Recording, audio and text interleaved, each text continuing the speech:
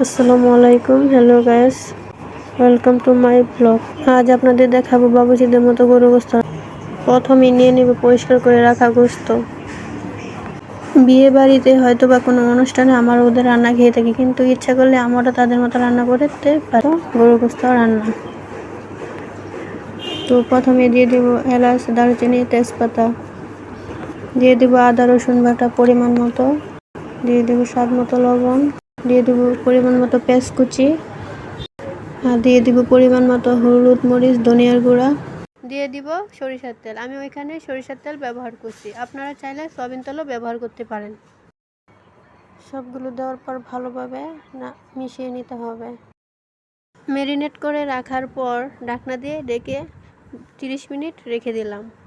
Marinate করে রাখার পর দেখেন গোস্তটা কত সুন্দর একটা কালার আসছে। তো এখন আমি চুলায় বসিয়ে দিলাম। কতক্ষণ জাল দেওয়ার পর দেখেন গোস্ত থেকে পানি উঠছে। আমি কিন্তু আলাদা কোনো পানি দেইনি। 30 মিনিট পর এসে দেখি গোস্ত সিদ্ধ হয়ে গেছে। এখন আমি দিয়ে দিব জিরের গুঁড়ো। তরকারি নামানোর আগে জিরের গুঁড়ো দিলে আলাদা একটা ফ্লেভার আসে। জিরের গুঁড়োটা দিয়ে ভালোভাবে মিশিয়ে নিতে হবে। 2 থেকে 3 মিনিট পর নামিয়ে নিতে হবে। তো দেখেন হয়ে গেল বাবুচিদের মতো গোস্ত রান্না। কেমন হয়েছে কমেন্টস করে জানাবেন। আল্লাহ হাফেজ।